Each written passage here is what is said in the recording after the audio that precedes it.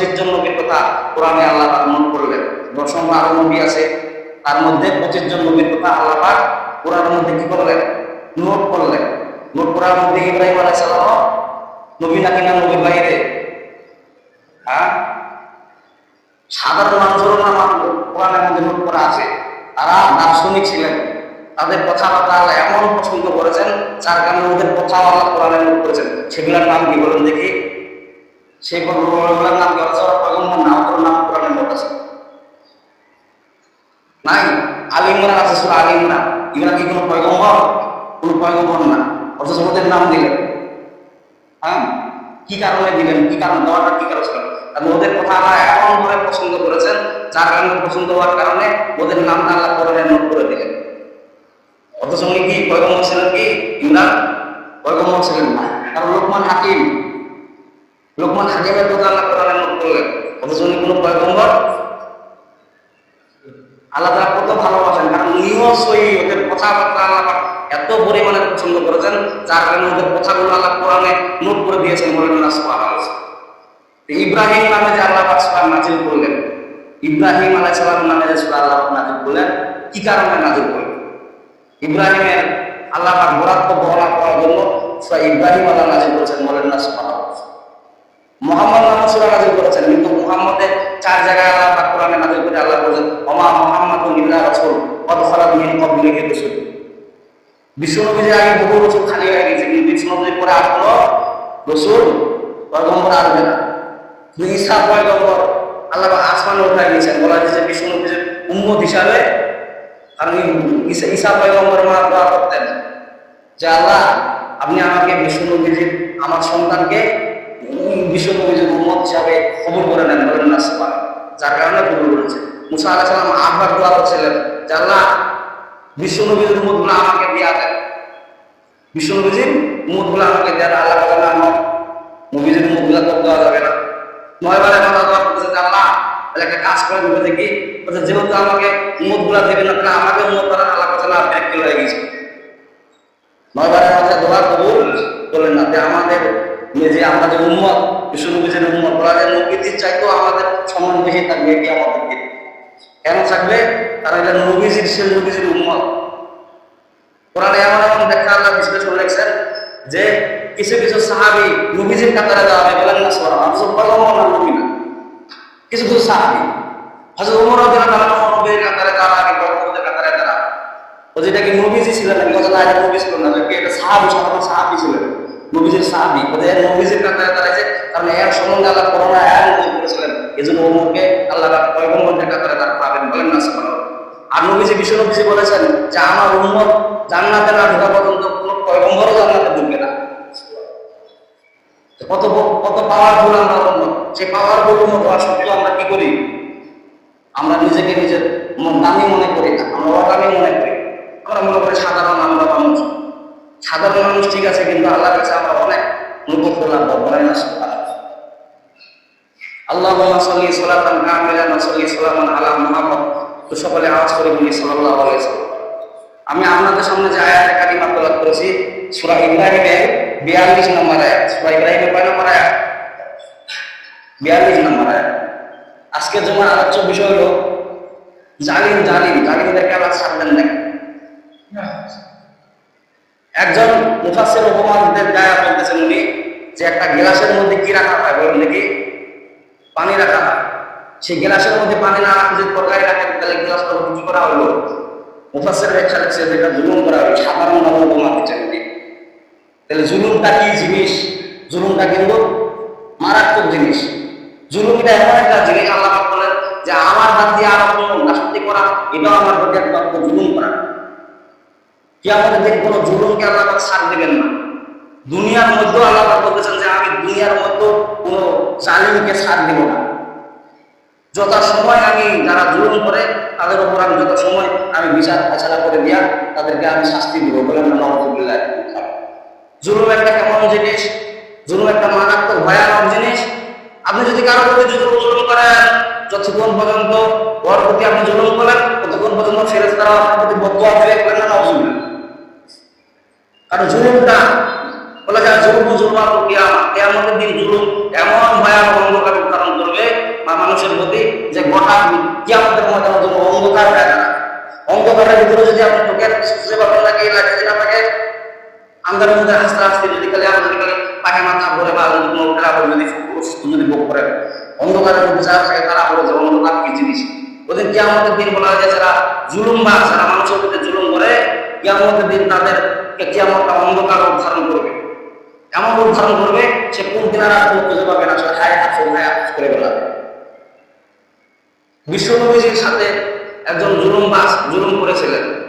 জুলুম করার পরে অত্যাধিক জুলুম, কেমন জুলুম, বিশ্বনবীজি রাস্তা দিয়ে হাঁটে যেত, হাঁটে যাওয়ার পর মনে করেন জুলুম করতো, এই তো হুজুরের দল যাচ্ছে, কোথায় যেন কি পরিবার যাচ্ছে, এরকম মানে মানে পা খেয়েছে সবর এমন লোক আছে না, এটা জুলুমবাজ। মানুষের প্রতি জুলুম করা এটাকে অন্যায়, মারাত্মক জিনিস। বিশ্বনবীজি হাদিসের মধ্যে বলেন যে 3 শ্রেণীর বদদুয়া থেকে তোমরা বিরত থাকো। কয় শ্রেণীর বদদুয়া থেকে বিরত থাকো? 3 শ্রেণীর বদদুয়া থেকে বিরত থাকো। তার মধ্যে এক নম্বর হলো যে মাজলুমের বদদুয়া থেকে তোমরা বিরত থাকো। মাজলুম যদি কাফেরও যদি হয়, ফাসিকও যদি হয়, বেদিনও যদি হয়, মুশরিকও যদি হয়, তারও বদদুয়া থেকে বিশ্বনবীজি বলেন তোমরা জুলুম থেকে বিরত থাকো। হযরত ওমর রাদিয়াল্লাহু আনহু আমলে এক ইহুদি মহিলা সাহায্য নেওয়ার জন্য ওমরের কাছে আসলেন। আসে বলতেছেন যে ওমর আমাকে সাহায্য করেন। ওমর রাদিয়াল্লাহু আনহু বললেন যে হ্যাঁ মহিলা, তোমাকে সাহায্য করবো। সাহায্য করার পরে বলেন যে তুমি কালেমা পড়ো না কেন, কি হয়েছে তোমার?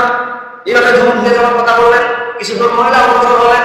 আমার ওমর রাদিয়াল্লাহু আনহু মহিলাকে ডাকতে বলে যে ওমর এদিকে আসেন, বলছে কি তোমার কাছে আমি ধমক দিলাম, এটা ধমক দেওয়া আমার উচিত, কারণ তোমার কোনো ধমকটা দিলাম এটাই চোরা অপরাধ, এটা মাজলুমের খাতা চলে যাবে। বলেন না আলহামদুলিল্লাহ।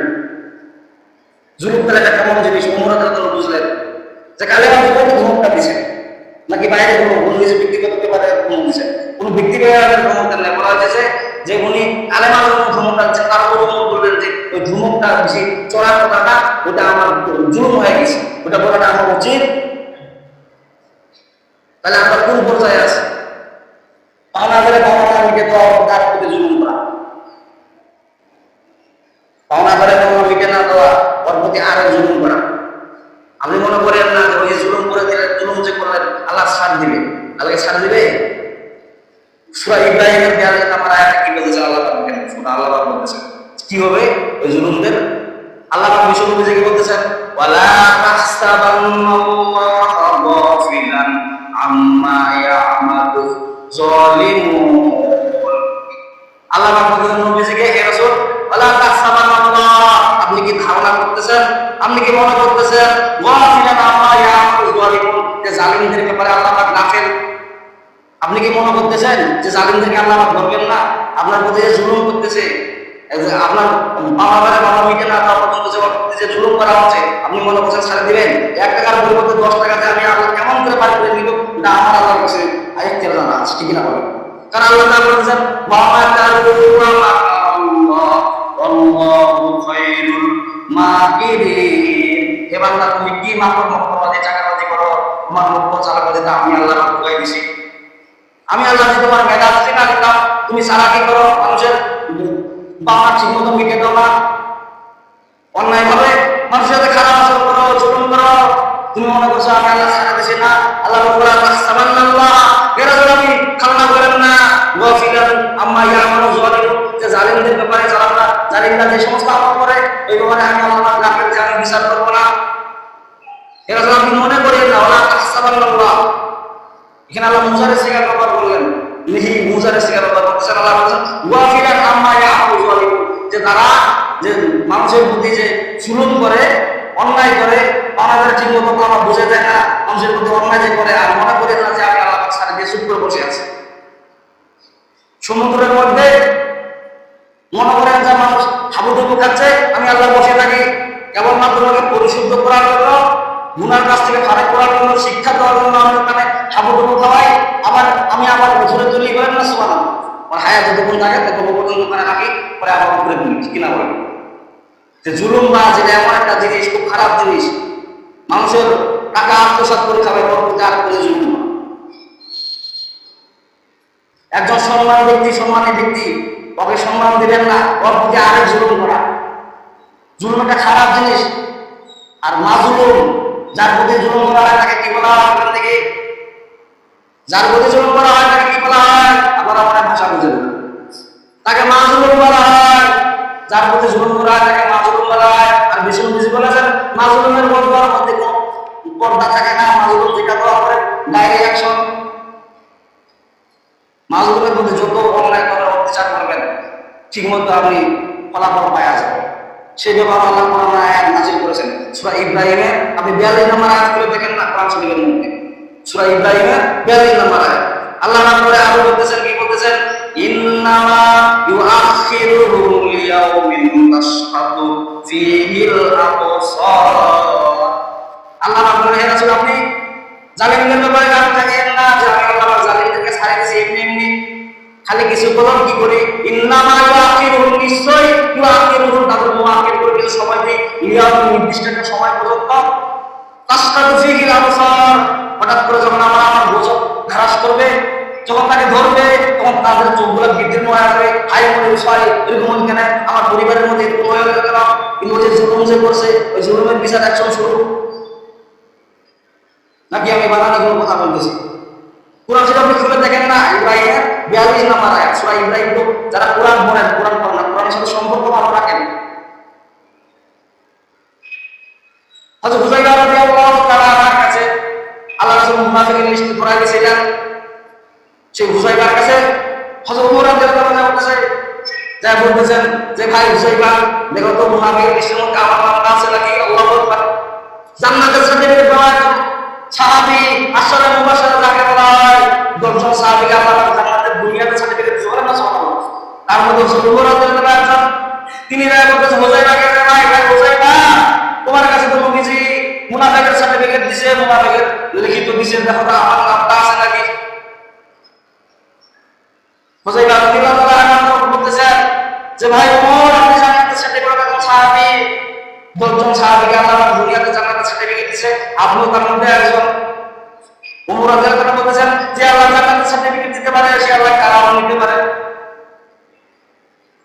আমরা তো জান্নাতের সার্টিফিকেট যে মুই জান্নাত থেকে পালে চুপ মোর মতো হিসাব বাজনে আসে, হ্যাঁ, আকাম গোয়া মতো সব করা শেষ, বলেন না নাউজুবিল্লাহ।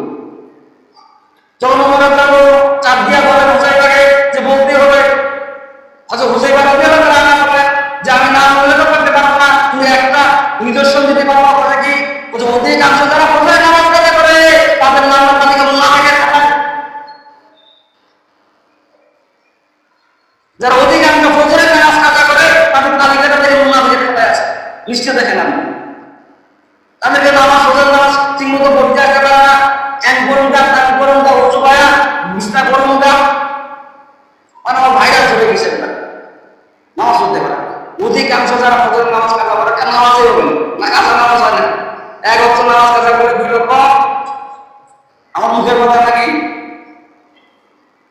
একদিন যদি সামনে ফজরের নামাজ কাজা করে ভিন্ন ধরনের, যদি একাধিক ভাবে যখন করবেন নাকি নেশার মতো হয়ে গেল, আর নেশার মতো যখন হয়ে গেল এটা নেশাগ্রস্ত, তাহলে ওরা গ্রহণযোগ্য যে করে না কাফের কাছে চলে গেল, আর করে মুনাফিকের কাছে চলে গেল। আর আল্লাহ রাসূল বলেন, আল্লাহ বলেন ইন্নাল মুনাফিকিনা ফিদ দারকিল আসফালি মিনান নার, মুনাফিকরা নিশ্চয় নিম্ন জাহান্নামের মধ্যে, এমন জাহান্নামের মধ্যে যাবে, আগে মুনাফিক দিবে, তারপরে কাফের দিবে, তারপরে মুশরিক দিবে, তারপরে বেদিন দিবে, এইভাবে শাস্তি দিবে। সবচেয়ে নিচে যদি আপনি যাকে আলু যদি পুরা দেন, সেদ্ধ দেন, সবচেয়ে নিচে যদি যায় তাহলে কি বেশি বেশি সেদ্ধ হবে, ওটা মুনাফিকের বেশি সেদ্ধ করবে। আল্লাহ বলেন আসফালি মিনান নার, আসফাল হবে তুমি সবচেয়ে নিচে, ইসমে তাফজিলে সিগা নবা বলবে, মানে বেশি থেকে আকবার। আল্লাহু, আল্লাহ মানে কি? আল্লাহ আকবার মানে সবচেয়ে বড়, সবচেয়ে বড়, যার কোনো সীমা রেখা না। আসফালি মিনান নার, আসফালি মিনান নাকি সবচেয়ে নিচে, সবচেয়ে নিচে, যার কোনো নিচে আর নাই। এই মুনাফিকদের এরকম শাস্তি হবে। হযরত ওমর রাদিয়াল্লাহু তাআলা তো ফজর নামাজে যায় না, হঠাৎ করে চলতে হয়, ওই অধিকাংশ যারা কাজা করে তাদের এই নামটা মুনাফিকের তালিকা, বলেন না নাউজুবিল্লাহ। কিন্তু কিয়ামতের দিন দুনিয়ার মধ্যে জালিমদেরকে আল্লাহ ছাড় দিবেন নাকি? ছাড় দিবেন? আল্লাহ স্পষ্ট বলতেছেন সূরা ইব্রাহিমের মধ্যে যে জুলুমদের ব্যাপারে আল্লাহ বলতেছেন, ওয়ালা তাহসাবান্নাল্লাহা গাফিলান আম্মা ইয়ামালু রাসূল আপনি মনে করিয়েন না গাফিরান আম্মা ইয়ামালুন যালিকুন, জালিমরা যা অন্যায় বিচার করে আমি আল্লাহ পাক গাফিল থাকি, মানে কি আপনি বিচার আমি করিব না। কিন্তু হ্যাঁ চুপচাপ বসে আছে কতক্ষণ পর্যন্ত চুপচাপ বসে থাকে আল্লাহ বলেন দেখি, আল্লাহ করে বলতেছেন যে কতক্ষণ পর্যন্ত আমি চুপচাপ থাকি, জালিমদের ব্যাপারে বিচার কতক্ষণ পর্যন্ত করি না। শুনো, ইন্নামা ইউআখিরুহুম লিয়াউমিন তাশখাসু ফীহিল আবসার, ইন্নামা নিশ্চয় ইউআখিরুহুম লিয়াউমিন, নির্দিষ্ট একটা সময় পর্যন্ত আমি আল্লাহ অপেক্ষা করি যে বান্দা তওবা করুক, হেদায়েত হোক, আমার রাস্তায় ফিরে আসুক, উপকার দেই। আমি আল্লাহ জালিমদের ব্যাপারে নির্দিষ্ট সময়টা অপেক্ষা করে সময় করে যে এই বুঝে আমার বান্দা আমার সাথে তওবা করবে, জালিমের জুলুম আর করবে না, জুলুমবাজ মানুষের সাথে জুলুম করবে না, আমাদের বাবা ঠিক মতো বুঝাই দেবে, মানুষের সাথে ভালো আচরণ করবে, মানুষকে ভালো সম্মান করবে, নির্দিষ্ট একটা সময় পর্যন্ত আমি আল্লাহ ওদের ওয়েট করি, অপেক্ষা করি। ইন্নামা নিশ্চয় ও আখিরুল ইয়াউমিন, ইউ আখির বলতে কি বোঝায়? মুআখির করি মানে দেরি করি, ইয়াউমিন মানে নির্দিষ্ট একটা সময় পর্যন্ত। এই জালিমদের ব্যাপারে আল্লাহ নির্দিষ্ট সময় পর্যন্ত অপেক্ষা করি। কেন অপেক্ষা করি? যে জালিমটা তওবা করে আমার রাস্তায় মানুষের প্রতি যেন জুলুম এই নির্দিষ্ট সময় পর্যন্ত দিই। আর নির্দিষ্ট পর্যন্ত যখন আমি সময় দেই, যখন তওবা করে না, তখন কি হয়? তাশখাসু ফীহিল আবসার, হঠাৎ করে আমি আল্লাহ গজব যখন দেই, তখন তাদের চোখগুলো বিদীর্ণ হয়ে যায়, কি হয়ে গেল? হ্যাঁ আমার মধ্যে এরকম স্বাভাবিক কেন, আমার পরিবারের মধ্যে এরকম হয়ে গেলে আল্লাহ বলেন না, এটা তোর পাওনা, তুই জুলুম করছিলি, তার কারণে এরকম করে। গজব দুই প্রকার, গজবের সগরা, গজবে কোবরা। গজবের সগরা বলতে কি বোঝায়? যে গজবটা আল্লাহ আপনাকে দিবে, যদি আপনি বুঝতে পারেন যে আল্লাহ এই কারণে আমাকে গজব দিয়েছে, এটা গজবের সগরা মাফ হওয়ার কোনো রাস্তা আছে। আর গজবের কোবরা যেটা, সেটা আল্লাহ মাফ হওয়ার কোনো রাস্তা দেন না। তার মানে গজব দেওয়ার পরে আপনি বুঝতে পারবেন না যে আল্লাহ আমার গজব দিল না, কি দিল, কি কারণে গজব দিল। গজবের কোবরা, গজবের সগরা মানে কি? ছোট গজব। ছোট গজব যদি আপনাকে আল্লাহ দেয়, তাহলে বুঝতে পারবেন যে আল্লাহ আমাকে গজব দিচ্ছে, নিশ্চয়ই আমি কোনো একটা খারাপ কাজ করছি, আমি জুলুম করছি, এই জন্য মাফ চাই বা বইয়ের সুযোগ আছে, রাস্তা আছে, যে আল্লাহ আমাকে আপনি মাফ করে দেন, ঠিক না? এই গজবের কারণে মাফ করে দেন, ওই গজবের কারণে মাফ করে দেন, এবং এই মামলাদের আপনাকে দিবেন, গজবটা আপনি সলভ করবেন। আর গজবের কোবরা যদি আল্লাহ দান করে আপনাকে গজবের কোবরা যদি দেয়, তাহলে মাফ চাওয়ার কোনো সুযোগ নাই। তার মানে কি? আপনি টেনে যাবেন না যে কি কারণে আল্লাহ গজব দিল, আল্লাহ গজব বাগান ফাটাইতে ফাটাইতে অবস্থা কাট করে দিন, এই জন্য আমি গজবের কোবরা দিয়ে দিচ্ছি। দুনিয়া তো ফাটাবো, আখিরাত সাইজ করবো, সাইজ দুনিয়া ফাটাবো, কোবরা সাইজ করবো, আর সাইজ করে তা বলবেন। ওই বাংলা যখন সাইজ হবে কি আমাদের দিন, তখন ও বলবে যে আল্লাহ আমাকে আবার জীবন ফিরে দেন, দুনিয়ার মধ্যে আগে মানুষের জুলুম করবো না, আমাদের মাথা বুঝিয়ে দিব, মানুষের সাথে ভালো আচরণ করতে। আল্লাহ বলবেন সুম্মা ইউরীকুকুম সুম্মা ইউহয়ীকুম সুম্মা ইলাইহি তুরজাউন। এ বাংলা তুমি কি শুনো নাই? আলেম ওলামা কি তুমি শুনো নাই? কোরআনের ব্যাখ্যা কি তুমি শুনো নাই? যা একবার মৃত্যু হয়, তৃতীয়বার আর জীবন দেওয়া। দুনিয়ার মধ্যে আমি আবার পাঠাবো নাকি? কি কারণে তোমার পাঠাবো? পরীক্ষার মধ্যে একবারে শেষ হয়ে গেল, ঠিক না? দুনিয়ার মধ্যে পরীক্ষার হল আছে, প্রথম সময় পরীক্ষা, দ্বিতীয় সময় পরীক্ষা, তারপরে বার্ষিক বছর ঘুরে পরীক্ষার চাপ আছে। কিন্তু কবরে ঢুকে গেলে পরীক্ষার কোনো চাপ আছে নাকি? বাটন খেতে রাখবেন, কি কারণে অন্যায় করছেন, কি কারণে অপরাধ করছেন, ঠিক কিনা বলেন? এই পরীক্ষার সাবজেক্টটা দেখেন, একটা সাবজেক্ট ফেল হলে বলছে ফেল ফেল ফেল, যাতে পাস করুন, ঠিক কিনা বলেন? দুনিয়ার মধ্যে হয় না, হয় একটা সাবজেক্ট যদি আপনি ফেল করেন, কোনো যে 11টা সাবজেক্ট আপনি যদি একটা সাবজেক্ট যদি ফেল করেন, 10টা যদি পাস করেন, তারপর বলছে ফেল ফেল ফেল। কেন ফেল করেছে? এই কারণে ফেল করে আপনি ফেলই করছেন, এই জন্য ফেলের তালিকা। কতগুলো সাবজেক্ট আপনাকে আল্লাহ দিয়েছে, মানুষের চলাফেরা, কথাবার্তা, এই যেগুলো যদি লঙ্ঘন করতে না করেন, কিয়ামতের দিন আল্লাহ ফেল ফেল ফেল। তার মানে কি? Button button button. ফেল মানে কি? বাটন মাইক আছে। মানুষের প্রতি জুলুম করা যাবে নাকি? আপনি মনে করেন না যে আমি একজনের প্রতি জুলুম করতেছি, আল্লাহ আপনাকে তামাশা দেখেছে না, আল্লাহ তামাশা দেখে না, আল্লাহ আপনাকে সুযোগ দিচ্ছে। কতক্ষণ পর্যন্ত? আল্লাহ বলছেন ইন্নামা ইউআখিরুহুম লিয়াউমিন, আমি নির্দিষ্ট সময় পর্যন্ত তাকে সময় দেই যে তারা যে জুলুমটা করেছে এটা বুঝুক, বুঝে জুলুমটা সলভ করুক, তারা যেন আর জুলুম না করে। আর যখন আমার গজব শুরু হয়ে যাবে, তখন কি হবে? তাশখাসু ফীহিল আবসার, তাদের চোখগুলো বিদীর্ণ হয়ে যাবে। তার সাথে কি বিদীর্ণ হয়ে যাবে, আই কি হয়ে গেল, আমার পরে বলে এরকম গজব হয়ে গেছে, এরকম কেন হচ্ছে, ওরকম হচ্ছে, এরকম আমাদের বিদীর্ণ হয়ে যাবে। যে জুলুম, জুলুম মারাত্মক জিনিস। কাজ মুসলিম বলছেন আর জুলুম জুলুমাতুল কিয়ামা, কিয়ামতের দিন জুলুম এমন ভয়াবহ প্রকার আসবে, গোটা মাঠ অন্ধকার হয়ে যাবে। ঘরের মধ্যে যখন কারেন্ট চলে কারণ দেখো এমন হয়ে গেছে যে মনে হয় ডাইরিয়া হলেও কত করে দিন কথা তো হয় না, কারণ পারে গেছে তো পারবো যে দৌড়াদৌড়ি কি আমাদের দিন ওরকম অবস্থা ডাইরিয়া শুরু হয়ে যাবে, যখন গোটা মাথা হয়ে যাবে, বলা যায় যে এটা মাজলুম জুলুমদের জন্য কি আমাদের দিন মাঠটা ওরকম ভয়াবহ হয়ে যাবে। তা আল্লাহ পাক আমাদেরকে সবাইকে সঠিক সমর্থন করুক এবং সঠিক বোঝার তৌফিক দান করুক। বা